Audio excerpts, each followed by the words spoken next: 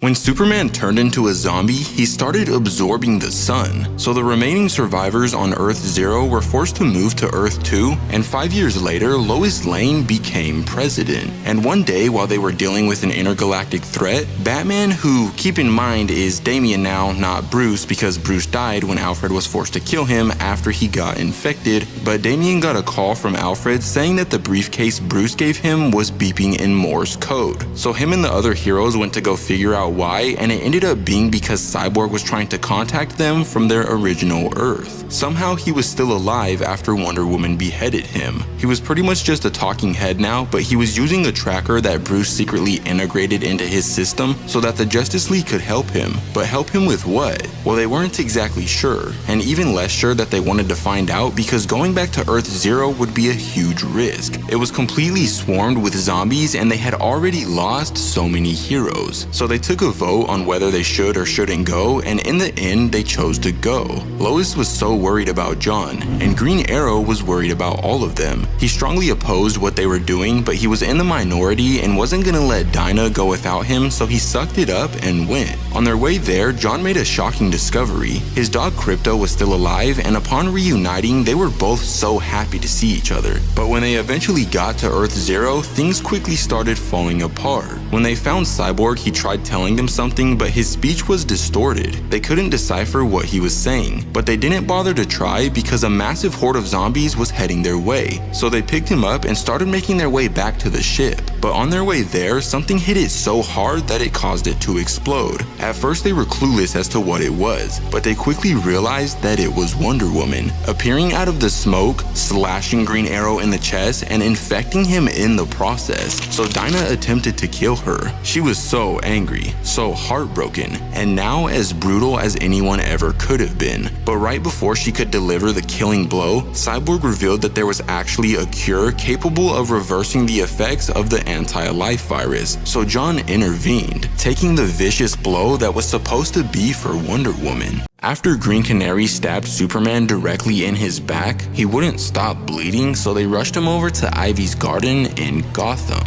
one of the only places on Earth that was safe and uninhabited by zombies. Upon their arrival, Mary Marvel and Dr. Fate took him in, preparing his body for healing while Damian and Jason reunited for the first time in 5 years. Jason thought it was so cool that Damian was Batman now, expressing it to be a good decision by Bruce. Moments later, Canary walked out with Green Arrow. She was containing him in a spherical lantern construct, and despite him being infected, she refused to leave him now that they knew that there was a cure. But Poison Ivy refused to let them in. She had kept the anti-life virus out of her fortress for 5 years, and she wasn't about to let it in now. So she forced them to leave, believing that Green Arrow was a lost cause, which was when Cyborg chimed in, expressing that he wasn't a lost cause because there was a cure. She had no idea, and neither did Harley, Jason, nobody. All of them were heartbroken upon finding out because they killed every single zombie they encountered over the last 5 years, even the ones that were friends and family, completely unaware of the fact that they could have been saved. But despite knowing that there was a cure, Cyborg didn't know its specific location. When he spoke to the anti-life equation through Wonder Woman, all it told him was that it was inside of him.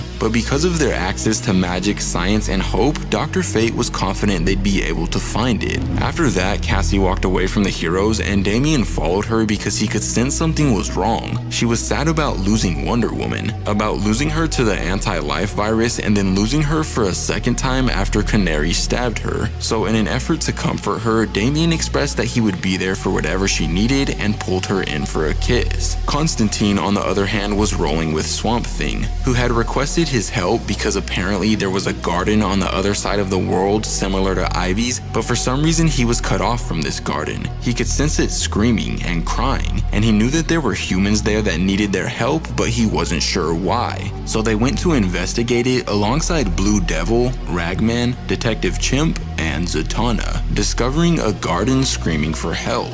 surrounded by a ring of fire, a moat of blood, and thousands of zombies. They tried making their way inside, but quickly realized how big of a mistake that was, because the moat of blood wasn't a moat at all. It was actually a disfigured and undead version of Plastic Man, who instantly hurled himself directly at them, killing Ragman, killing Blue Devil, and then attempting to swallow the rest of them immediately after. But sadly, that's where this issue comes to an end. But if you want to see what happens next, let me know in the comments down below.